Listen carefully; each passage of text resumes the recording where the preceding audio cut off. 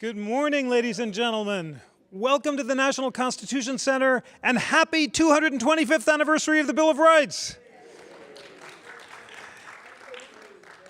Wonderful. Well, the National Constitution Center, as one or two of you may be aware, is the only institution in America chartered by Congress to disseminate information about the U.S. Constitution on a nonpartisan basis. And we are so thrilled to celebrate with you Bill of Rights Day and the 225th anniversary of the Bill of Rights. So some history to review. September 17th, 1787, the Constitution is proposed by the Constitutional Convention. It does not contain a Bill of Rights. Why? Because Madison says that a Bill of Rights would be unnecessary or dangerous. Unnecessary because the Constitution itself is a Bill of Rights, and by constraining Congress's power and the President's power, it gives the federal government no authority to infringe the retained unalienable natural rights of conscience and speech and other basic liberties. And dangerous because Madison said if you write down certain rights in a Bill of Rights, people might wrongly assume that if a right isn't written down, it's not protected. And because the framers believed that we have certain unalienable rights that come from God or nature, not from government, it was dangerous to try to confine them to a definite list. But because of the heroic protests of the anti-federalists, led by the three gentlemen that you can see just outside here in Signers Hall, George Mason, author of the Virginia Declaration of Rights, Edmund Randolph of Virginia, and Elbridge Gerry of Massachusetts, those anti-federalists refused to sign the Constitution because it contained no Bill of Rights, and the state ratifying conventions demanded a Bill of Rights. So Congress sets the Bill of Rights out for ratification because James Madison changes his mind in the face of this popular protest, and on September 25th, 1789, Congress proposes 12 amendments to the Constitution. You can see one of the 12 original copies of the Bill of Rights just outside this room, right past Signers Hall, and our first panelists will talk about the provenance of that document. And what's so interesting is that it contains not 10 amendments, but 12. The original First Amendment says that there has to be one representative in Congress for every 30,000 inhabitants. If that had passed, there'd be something like 4,000 people in Congress today. The original Second Amendment says that Congress can't raise its salary without an intervening election. That was finally ratified as the 27th Amendment in 1992. So our First Amendment was their third. And it was sent out to the states with a beautiful preface. And I'm going to read that preface now because it'll inspire us for our discussions. Here is the preface to the original Bill of Rights.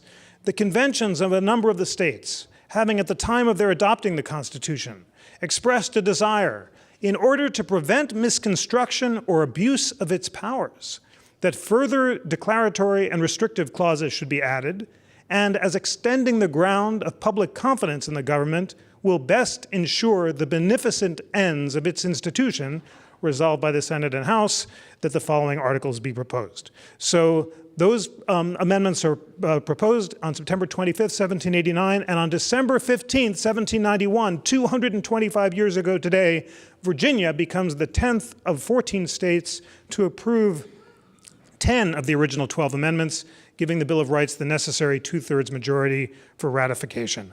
And that is why we are celebrating Bill of Rights Day on December 15th, and that's why we are so thrilled to celebrate the 225th anniversary of the Bill of Rights today. We have a blockbuster lineup for you of 4 spectacular authors about the Bill of Rights. Here are the constitutional feasts that you have in store. We're going to begin with a discussion of America's founding documents with historian Stephen Puleo and former museum director Nancy Moses. Then we'll talk about the Second Amendment with former National Rifle Association President David Keene. We'll talk about the death penalty with the law professors John Bessler, Carol Steiker, and Jordan Steiker, and we'll end this wonderful festival. I'm so looking forward to this. I'm going to have the chance to interview my great constitutional law teacher and dear friend Akhil Amar about his new book about the Constitution. So it's going to be great, and I'm so glad that you're joining us. Thank you very much indeed. And now, finally, I will just end with a brief plug to you and our wonderful C-SPAN viewers. If you have not yet checked it out, download the interactive Constitution. You can find it online at constitutioncenter.org, or you can download it in the App Store. And as you're watching these beautiful panels, follow along. Go to the interactive Constitution, click on the amendment in question.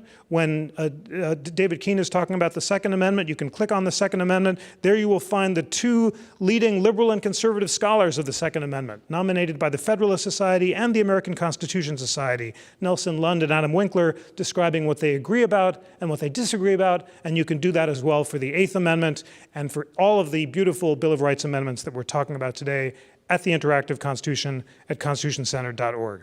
Ladies and gentlemen, please join me in welcoming our first panel, Stephen Puleo, Nancy Moses, and Charles Cullen. Thanks so much. Have a great day. And happy birthday, Bill of Rights. Thank you very much. Thank you. Thank you. Thanks, James. Yes, here's your book. You're in the right place. Hello. Greetings. I'm Charles Cullen. I'm the interim president and CEO of the Historical Society of Pennsylvania.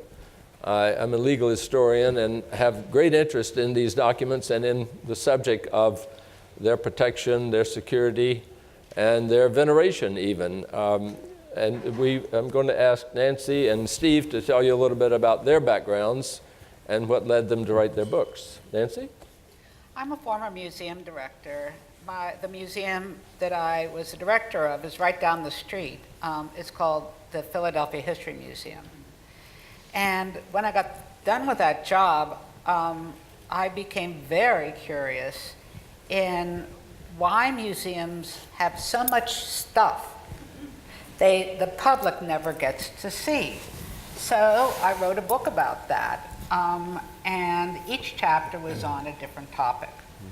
When I got to the end of that book, there was one more topic to write about, and I decided to write about something that had been stolen from a Jewish family during World War II. Now, as a museum director, you've got access to other museum directors, so I figured I'd just call up someone who I knew had one of those objects, and they'd let me go and see it. Well, they wouldn't. I tried dozens of museums, and nobody would let me see an object that I knew had a hole in its provenance that corresponded to the years of World War II. So I thought, that's what I want to write about. Holocaust art. I was angry. But what happened was that I decided to put that into a broader context and look at a number of objects, all different kinds, that had been stolen during times of stress in those countries, and that had eventually made their way back home. So I was writing this book, and I thought, oh, I'm going to write a series of true crime stories set in museums, you know, sort of like, I don't know, Agatha Christie. But the more I wrote, the more the book started writing itself, and it became not only a series of true crime stories, but also about ethics and law and history. And that's how this book, Stolen, Smuggled, Sold, came about. It's a very well-written book, and one chapter is on the North Carolina copy of the Bill of Rights, which we'll come back to in a few minutes. Steve, tell us about your book. Thanks, Charles. So thank you for having me, by the way. My wife and I came here yesterday from Boston, and I know there's always a good rivalry between Boston and Philadelphia, not just the Patriots and Eagles, but where it all began, you know, so we always have that friendly rivalry, so I appreciate you having me here. American Treasures is the story, also has its roots in World War II, and it's about the original Declaration, the original Constitution, the original copies of the Gettysburg Address, and several other documents that were moved to Fort Knox in the aftermath of Pearl Harbor for safekeeping. And I began that story with that piece. I had read a small item in a magazine article about that relocation, and I've done a lot of reading on World War II, a lot of writing on World War II, a lot of teaching on World War II, and had never heard that story.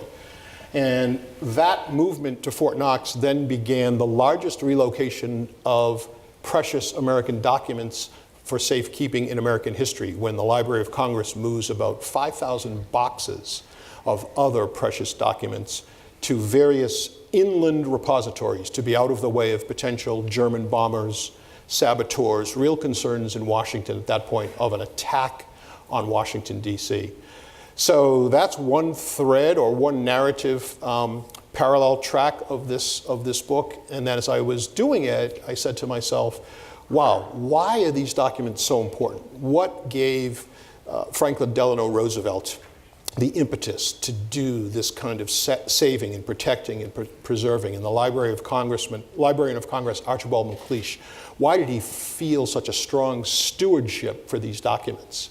So I realized I had to go back and look at the creation of these documents and the different efforts to save them throughout American history. So this book takes you back to 1776, to 1787, to 1814, when the Declaration of the Constitution get moved out of Washington, D.C., in a linen sack on the back of a wagon when the British burn Washington, et cetera, et cetera. So it works in a braided narrative kind of way, all the way up to 1952, when the documents are finally transferred from the Library of Congress to the National Archives.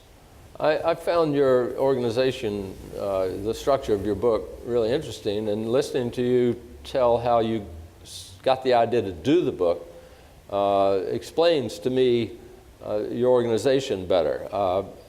And it leads me to have some questions that I'll ask you in a few minutes. You write about the Constitutional Convention and the creation of these original charter documents, the founding documents. But then your next chapter may be in Washington in 1938 or in 1942, or well, I think you do go right to the aftermath of Pearl Harbor. Mm-hmm. And it goes back and forth. And I found that to be a really good device to think about the importance of these documents. And your book seems to me to be a book about the protection of charter documents or valuable documents in our history. And Nancy's book seems to me to be about what happens when they aren't protected. I mean, so it's really, the two books are well placed together in terms of thinking about security of documents, the importance of documents.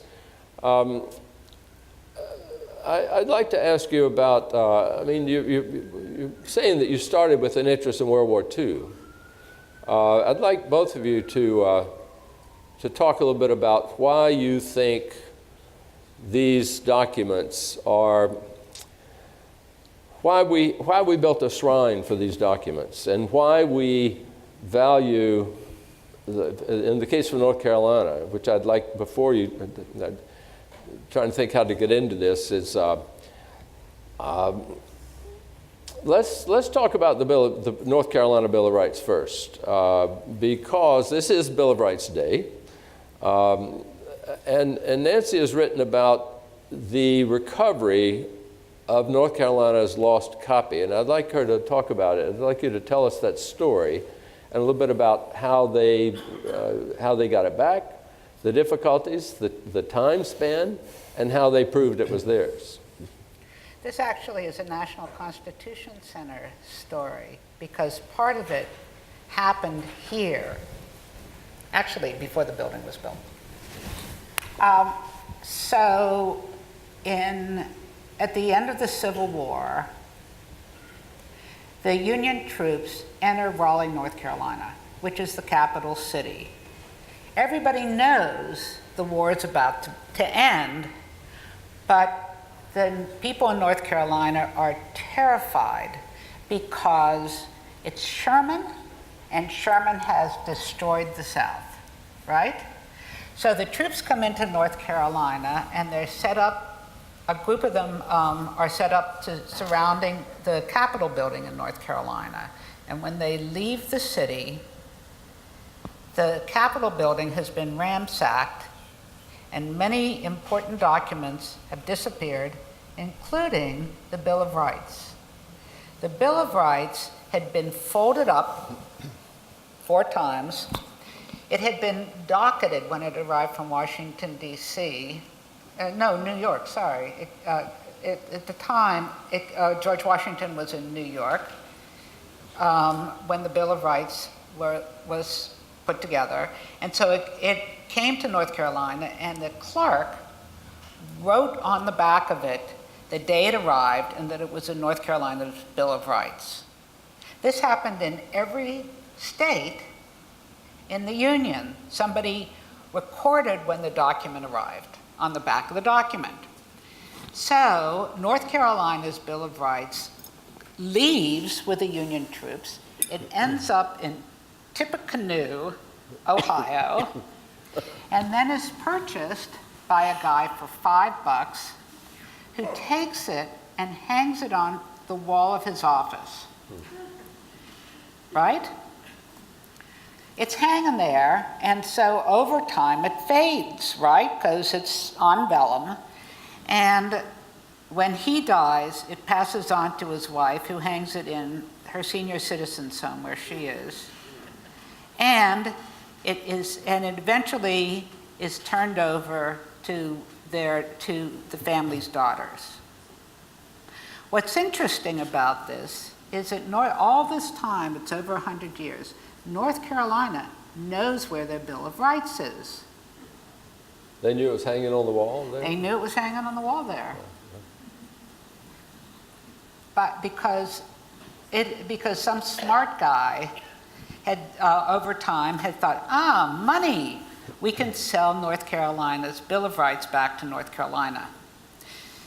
It's illegal to steal documents, government documents. But they thought nobody was paying much attention. What they didn't realize was how much North Carolina loved that Bill of Rights. They were the only state that refused to sign the Constitution without a Bill of Rights. And they loved it so much that they refused to make it a commodity and refused to buy it back. So the daughters get the document. They go to an antique dealer and they say, we've got this great thing we want to sell. They don't know if they're going to sell it. Oops, sorry. And so what they do is they find an antique dealer, and that antique dealer finds another antique dealer, and pretty soon somebody has purchased a copy of the Bill of Rights, and they're out to make as much money as they can. This is an antique dealer, actually, who appeared here in Philadelphia many times at the antique show. Mm-hmm. So he was well known in Philadelphia. So this is about what period of time? I mean, it was on the wall in offices and the senior citizens home. This is around 2000, a little bit later. When did they first offer it back to North Carolina for sale? They offered it the first time around the turn of the 20th century, around. That's what I thought. Yeah. And then it was offered again in the 30s. So several times throughout the 20th century. Yes. It was offered for sale. And North Carolina refused to buy it because it was theirs and they didn't want to make it a commodity. Did they ever threaten legal action? And was could it not. clear? Actually, that's a good question, Charles. They couldn't because the seller was always hidden behind a dealer or an agent that represented the seller. Okay. So they didn't know who had it. Yeah. At least that's what they said. So it ends up in Philadelphia. It ends up in Philadelphia because, with the dealer. With a dealer who tries to sell it to the National Constitution Center, right before the Constitution Center opens. And the head of the Constitution Center, Joe Torsella, and the general counsel meet with this guy, and they say, well, we'd love to have the Bill of Rights. And the dealer says, well, we even have a better deal for you. You can have it for free because we have found two wealthy donors who would like a tax deduction, and they are willing to buy this Bill of Rights and give it to you for free. This is not unusual. Often people with very valuable things donate them to institutions to receive the tax deduction. So that's not unusual. So what happens with the general counsel and Joe Torsella is that the word gets back to the governor of North Carolina that the National Constitution Center has been offered North Carolina's copy of the Bill of Rights.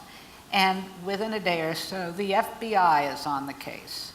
They come to Philadelphia and they say to the head of the Constitution Center, you got to help us get it back from North Carolina. So the FBI arranges a sting True story. in one of the law offices here in Philadelphia. Dilworth, my husband's sitting back there. He said it's a Dilworth, and he's a lawyer. So he said it's a Dilworth law firm. And so what happens is that the agent for the guy who owns the Bill of Rights brings it to the office. Everybody looks over this document. It's all faded and sort of nasty looking spots on it, but they're in awe of it because it's a Bill of Rights. And then the FBI goes crashing through and pushes everybody against the wall, confiscates the document, and flies it back to North Carolina. 7 years in court Yeah. to get this document actually, legally, back to the North Carolina. So they got it back without having to buy it. To buy it, that's right. That's certainly an interesting story, and it has some relevance for the copy that's in the exhibit room. I hope you all go see. There's some question about whose it is, but let's come back to that in a few minutes. Steve, you write about the elaborate efforts to protect these charters of freedom, including the Bill of Rights, that is the final one that was ratified, belongs to the federal government. Tell us in brief, if you can. I mean, there were so many stories about what happened to them and to protect them. I guess the greatest one is World War II, but there were some others. But could you give us a little detail about that and the Fort Knox, the Washington Lee, some Sure. of that? Sure. Give us a story about protecting them during wartime. Yeah, so I think the two most dramatic periods in American history, both wars, the War of 1812, when the original Declaration and the original Constitution, and when I say original, I mean the engrossed on parchment copies of those documents. The one that's now in the National Archives Shrine. That's correct. When they are moved out of Washington, D.C., when the British burned Washington. So a State Department clerk by the name of Stephen Pleasanton, very quick thinking, takes those two documents, rolls them up, stuffs them in a linen sack, throws them in the back of a wagon, and moves them first just a couple of miles from D.C. and realizes then that might be too close because the British are coming and they're destroying the whole city. Then the next morning gets up and moves them 35 miles to Leesburg, Virginia, and stores them in an abandoned farmhouse. So your original engrossed copies of the Declaration and Constitution that are now at the archives are in this farmhouse, along with hundreds of other documents. And I think it's interesting that Pleasanton does this in defiance of the Secretary of War at the time. The Secretary of War, the War Department, the State Department, very close by. The Secretary of War sees Pleasanton, packing up these documents. And he asks him why, and Pleasanton said, because the British are coming again at 1814, and they're going to burn Washington. The documents were in the possession of the State Department Correct. at that time, weren't they? Yes. I mean, they didn't come to the archives until the 1950s. Correct. So the Secretary... I think a lot of people don't know that. I Right. mean, they had a kind of an ambulatory existence until the 50s. Well, they go to the State Department, they go to the Library of Congress, and Right. then they go to the archives. But so the Secretary of War says, why are you moving these documents in 1814? And Pleasanton says, because the British are coming. And Secretary of War says, they're not coming to Washington, D.C. They're interested in Baltimore and only Baltimore. There's no need to move these. And so Pleasanton does it in defiance of that and saves them during the War of 1812. And then as I say, during World War II, great fears in Washington, D.C. of an attack on D.C. after Pearl Harbor. And a year before, so in the fall of 1940, FDR and Librarian of Congress Archibald MacLeish start planning, even though the U.S. has not entered the war yet, start planning the move of these documents and many, many other precious documents that are in the Library of Congress. They see what's happening in Europe. They see that millions of British documents have been incinerated during the Blitz, the Battle of Britain. They see that the Nazis are destroying millions of books, manuscripts, primary source documents throughout Europe, mostly by Jewish writers, but also other kind of non-Aryan documents, if you will. And so there's this great fear. They feel the strong stewardship for these original documents. And so they start way back in 1940. McLeish says to his staff, I need you to go out and assess and catalog everything we have that's utterly irreplaceable and that is essential to the operation of American democracy. And they go out and they come up with 6 categories. They basically triage these documents. And category 1 are the Declaration of Independence, the Constitution, the Gettysburg Address, the Articles of Confederation, and several others are in that top category. The Bill of Rights is already at the National Archives at this point. The Library of Congress does not have it. Category 2 are things like the notes from the Constitutional Convention, the journals of the Continental Congress, the President's Papers, Washington's diaries, those kinds of things, all the way down to 6. And in the spring of 41, so about 7 months before Pearl Harbor, the Library of Congress spends about 700 volunteers and staffers spend about 10,000 hours gathering, assessing, cataloging, and packing about 5,000 boxes of documents that they hold. And after Pearl Harbor, McLeish had asked Treasury Secretary Henry Morgenthau, can we use Fort Knox? And originally he wants to use Fort Knox for all of the documents. And Morgenthau gets back to him and says, you can use a small section of the gold bullion depository, but there's tons of gold bullion in that depository, so I can give you 60 cubic feet, which is about the size of a freezer. And so McLeish has to make this decision, which documents are going to Fort Knox. And so the ones that go are the Declaration, the Constitution, 2 copies of the Gettysburg Address, Lincoln's second inaugural, the copies of the Articles of Confederation, the Library of Congress's copies of the copy of the Gutenberg Bible, and 1 British document, the Magna Carta from 1215, that the U.S. was on display at the 1939 World's Fair in New York City. The British then asked us to hold on to it for safekeeping when war breaks out in Europe.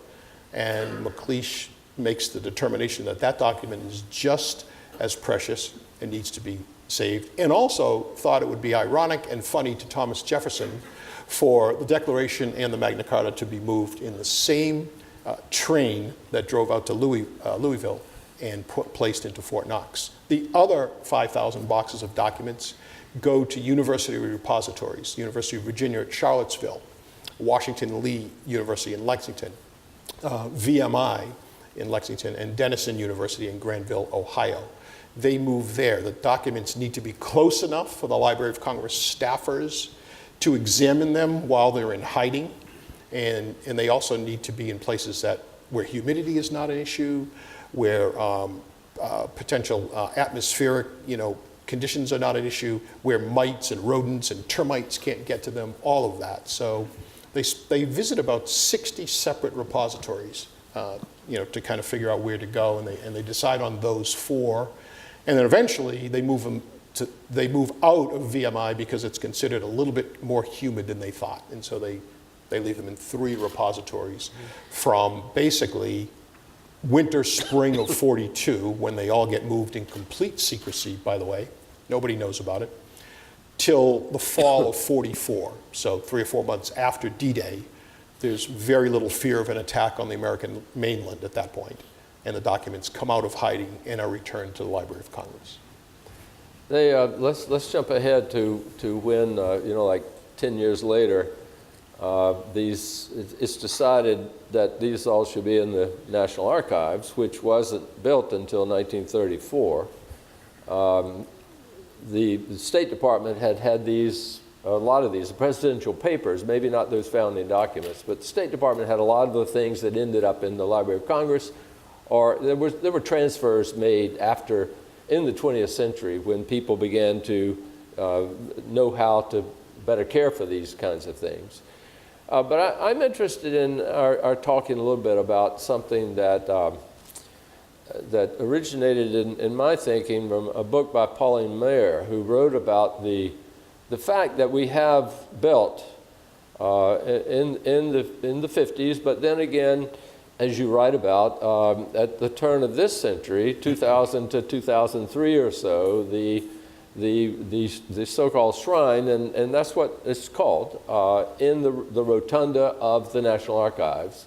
It was shut down for a year or two, and new work was done to protect the documents and to encase them in a certain way. But you point out that 1 million people a year go and look at it. But as I think about that and think about the North Carolina story for the Bill of Rights, it seems to me, at least it's worth discussing and thinking about. And that is this. It strikes me that starting with Pleasanton, maybe not starting with him, but you started with him, there was concern by people who were caring for these documents, who were their protectors, wherever they were, to really protect them and make sure they were okay. In the case of North Carolina, they didn't have it, and they were offered it for money, which they didn't come forth with the money to buy it back. And then we jump to after World War II, when we start thinking about a shrine, and we've created one. I don't know of any other country in the world where their founding documents are venerated the way ours are, by the public. And I think it's debatable that this public veneration of the documents didn't come about until after World War II. And I think it carries, that I could argue, although you might disagree with me and I might lose the argument, but I would argue that if North Carolina had really wanted their Bill of Rights in the first half of the 20th century, they would have fought for it. They would have bought it or whatever. So I think it was after World War II.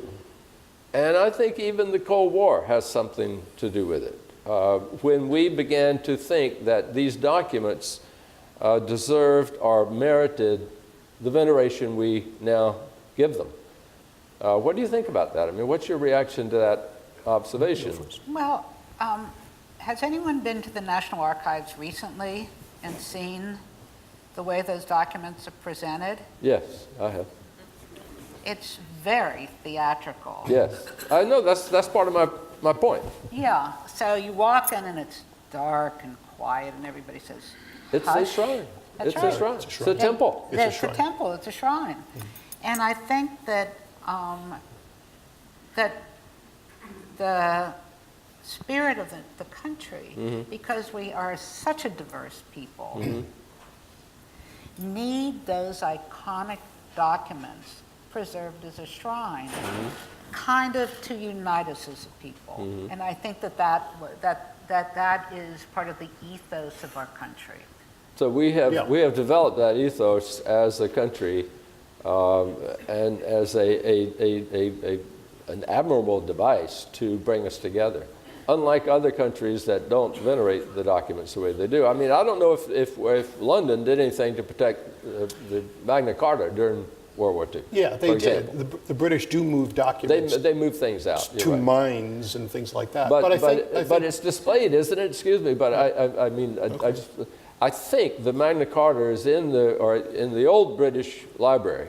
It was on display right in the same room with letters from the Beatles and things. I mean, there's no shrine; it's just there. Right. So there's not that same veneration. I think that's right. I agree with most of what's been said. I think, keep in mind, ours is the first constitutional republic that literally can trace its founding back to a single document, the Right. Declaration of Independence. That is unique. So I think that we've kind of realized that from the beginning. And you're right, it is a shrine. Think about what these documents are. So they're certainly artifacts, right? They're protected. They're in humidity-proof cases. They're in atmospheric-proof cases. The National Archives has digital kind of computer that can monitor inch by inch the condition of these parchments. Right, so they're certainly artifacts. But to Nancy's point, they're symbols as well. Very strong symbols of the founding of the country and of what does unite us, which is in large part our history in those documents. And 3, right, they're working documents. If you think about it, the Declaration of Independence, and I would say we could trace the kind of principles or the underpinnings of our democracy back to a single paragraph, right? We hold these truths to be self-evident, that all men are created equal, that they are endowed by their creators with certain unalienable rights, that among these are life, liberty, pursuit of happiness. That paragraph is part of every discussion. It's part of every debate. It's part of every political discussion in some way, either explicitly or implicitly. We don't always get it 100% perfect, but it's in the discussion. And the Constitution, the Constitution is part of our lives on a daily basis. Every time you hear a newscaster say, does Congress have enough votes to override a presidential veto? Right. Who's going to control the Senate in the next election? It's part of our life on a daily basis. So think about what these documents are. Artifacts, symbols, and kind of a blueprint to the way we run our government and our society. So they're really, I think you bring that all together, that's why people feel that need for stewardship. Thank you. Well, I agree with everything you're saying, but I observe that none of that would change if the documents were lost. If they were destroyed. If they were destroyed, none of what you say would change. So I guess my point, and it's not something I'm trying to push, but I'm thinking that of course, but I guess it's worth thinking about the importance of them as objects that we venerate physically, as opposed to this center is here for a similar purpose, but it's here without those documents. I mean, we can study, venerate the Constitution through the things that we're doing today and that happen here all the time, every day, without having the documents. I love the documents. Look, I was the editor of the papers of Thomas Jefferson for a period of time. I love these documents and what they mean, and Nancy's story about how North Carolina used documentary research and the document itself, to look on the back, the docketing. The editing of documents can produce a lot of information about those documents that is lying But in Charles, there. I think you can venerate the documents without the documents, but there's something about being in the room with Yep. something that Thomas Jefferson touched. Yep. It is irreplaceable, that experience. Oh, I share that feeling agree. about it. And I think if 1 million people a year go through, it says something about the documents. It also says something about our culture, about, and my thoughts, and I'm not going to write a book about this, but I think Pauline Maier got into this a little bit in her book about how our reaction to World War II, to communism, to the continuing threat to our government, our way of life, led us to think that, to come around these documents, the way we come around other things, around the table at Thanksgiving, around the Christmas tree at Christmas, and things like that. So I think it is a device that we have embraced and come up with. I could use derisive terms, but I don't feel derisive about it. I think it's a good thing, but it's just interesting to me as an historian to think about the changing attitudes toward the documents as I read your books, as I read history, and when these things became important, or so important as objects. I mean, they were really important to people who were taking care of them.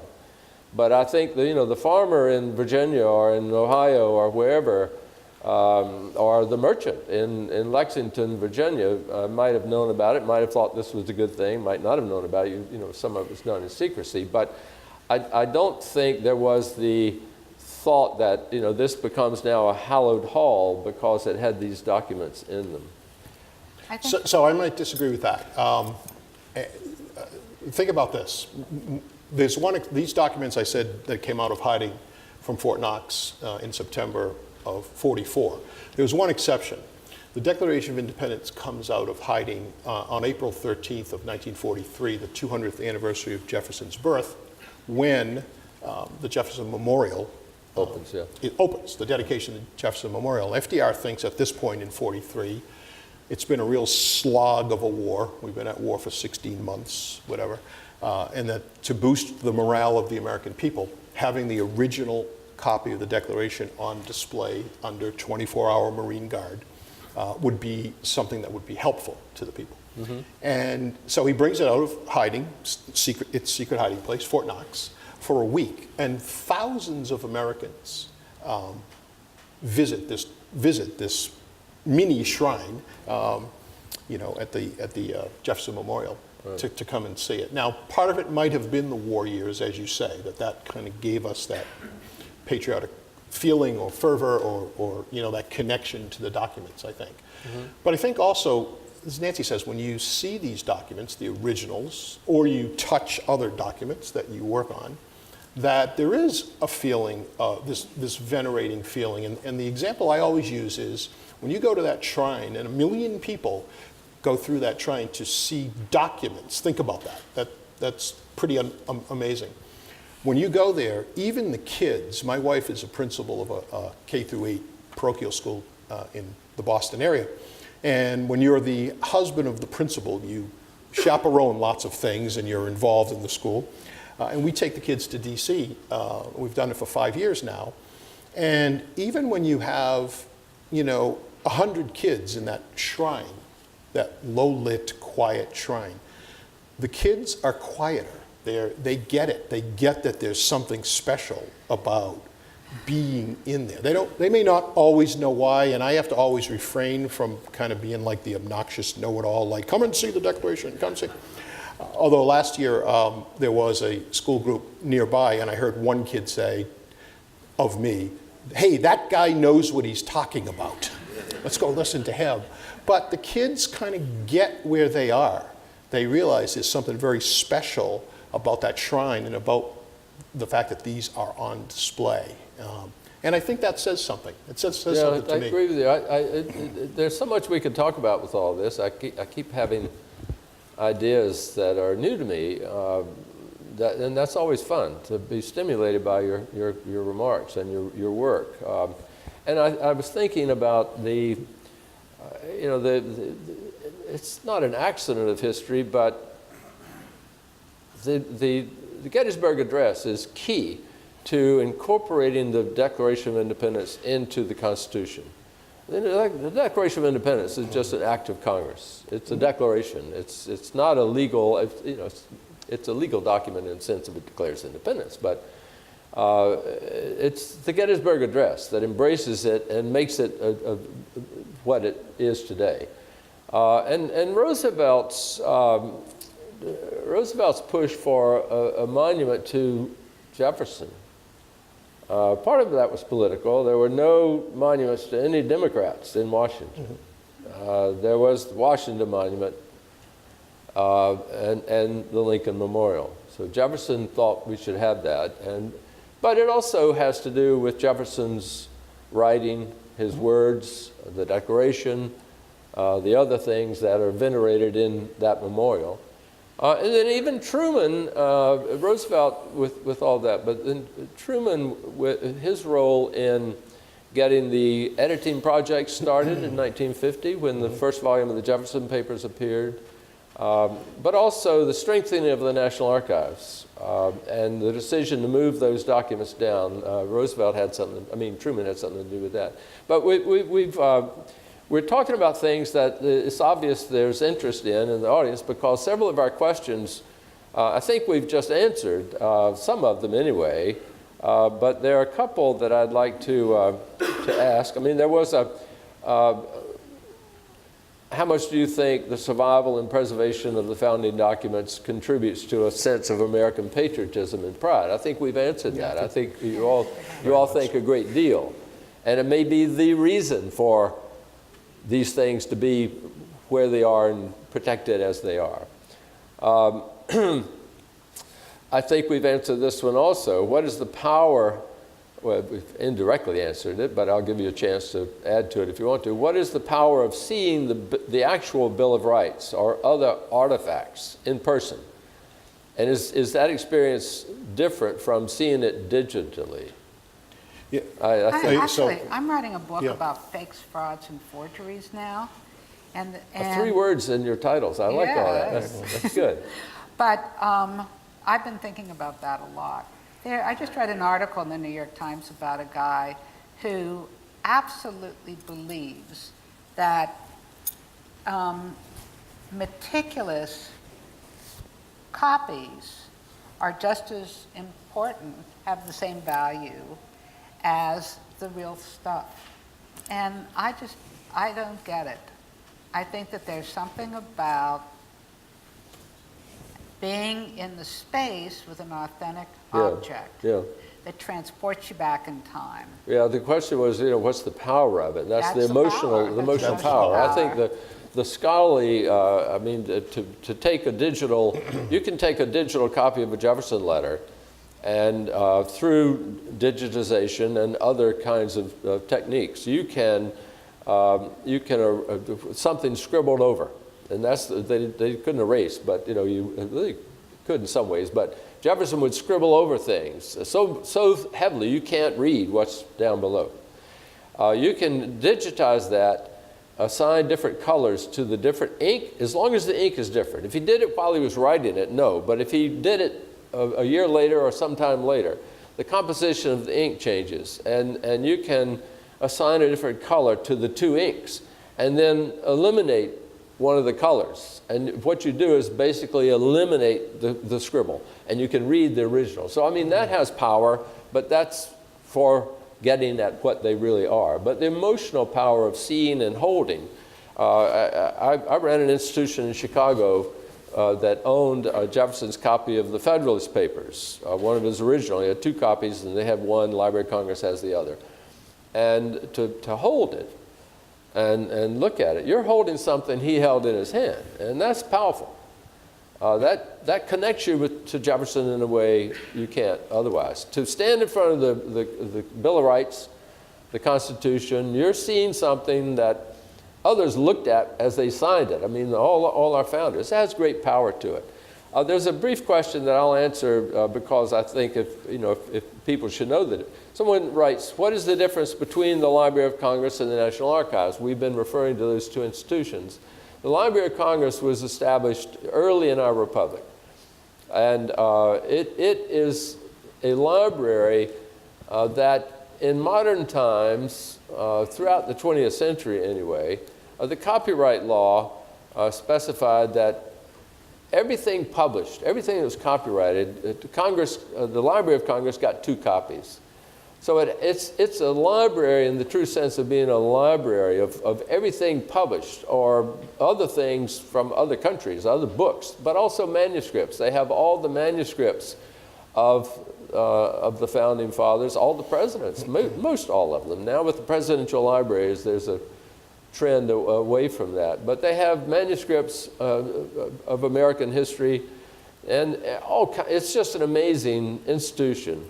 Amazing institution. The National Archives was established to take government records, equally important to the operation of our government and to our culture, but it's government records, and those that need to be preserved forever.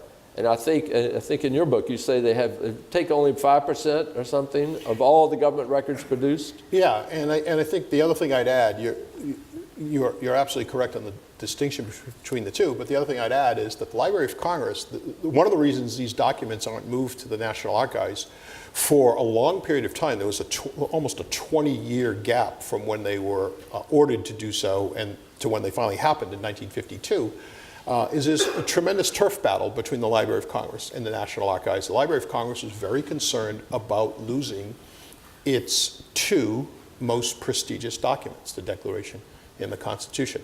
They felt, Library of Congress staffers felt the Library of Congress would never again reach that level of prestige because those 2 documents were going to be taken from it and displayed at the National Archives. And of course, I don't think that happened. I think the Library of Congress is still held in this great esteem.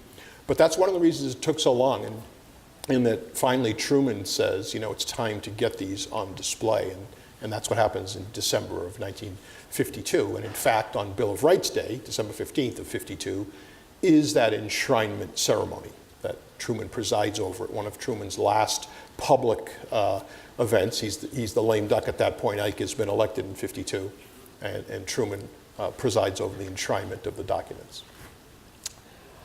This is something I'd like to ask you, and you may want to think about it a little bit before you answer. I'm not advising you to, but you may want to, in which case, if you do, I'll ask you another question while you think about it. But this is says, if you could save one historical American document that has been lost along the way, which one would it be, and what happened to it? Do you have one in mind?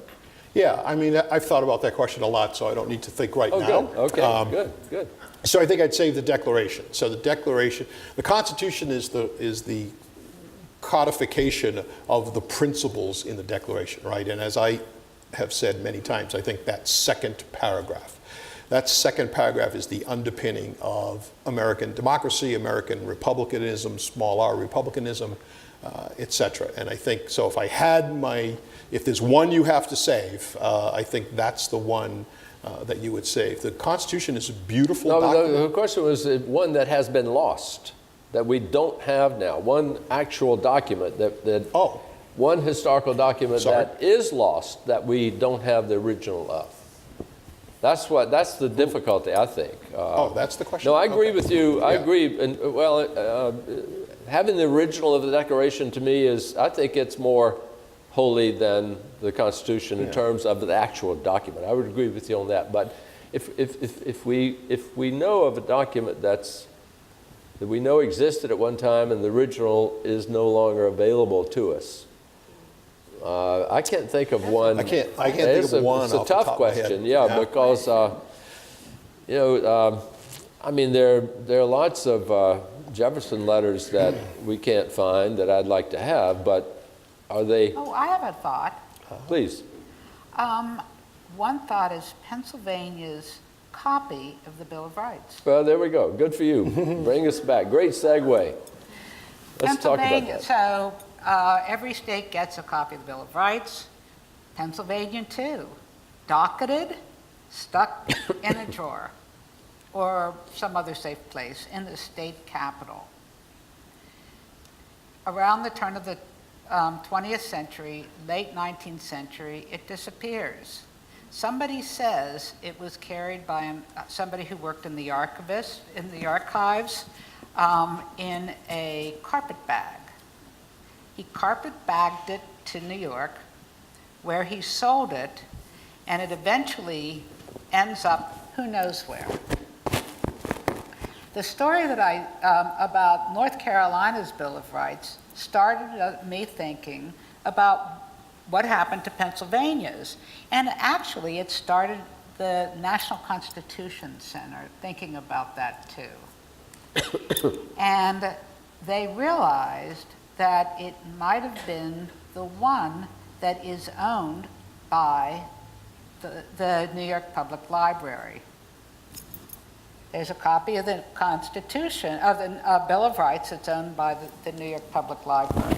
We know it's not New York's. And where is it right this minute? It's right down you can go, guys go see it. It's across the hall. You should go look at it.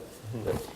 They know it's not New York's copy because New York's copy was destroyed in a fire. So whose copy is it? New York Public Library, New York Transport of Philadelphia's copy. So what the National Constitution did, which was very clever, was instead of saying, New York, give us back our copy of the Bill of Rights, they negotiated a very gentle sharing, where the agreement is that the document stays for 3 years at the New York Public Library and then stays for 3 years in Pennsylvania. And nobody talks about who owns it. Except you can. Except I can because I can. I mean, I'm an author. I can say anything I want. But I'm also I was just appointed by Governor Wolf as the chair of the Pennsylvania Historical Museum Commission. So that document is ours. Great. Now it's yours. Well, when you see the Bill of Rights, Pennsylvania's copy of the Bill of Rights, owned by New York Public Library, in the other room, you will see one of the questions was, in this age, what steps are being made to preserve our documents? You'll see an elaborate, state-of-the-art, the most modern storage facility for such a document, especially if it's going to be put on display.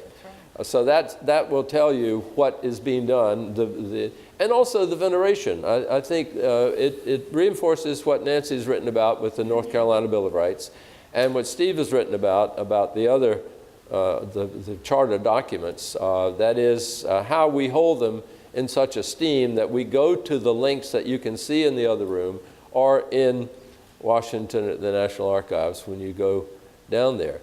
I regret to say that our time is up. I think we could go on for at least another half hour, if not more. There is a book signing. Steve and Nancy would be happy to sign copies of their book in the lobby outside the door. There's going to be about a 15-minute break before the next session begins. We thank you very much for coming today and for your attention. Thank you. Thank you. Thank you. Thank you both. Thanks. Thank you.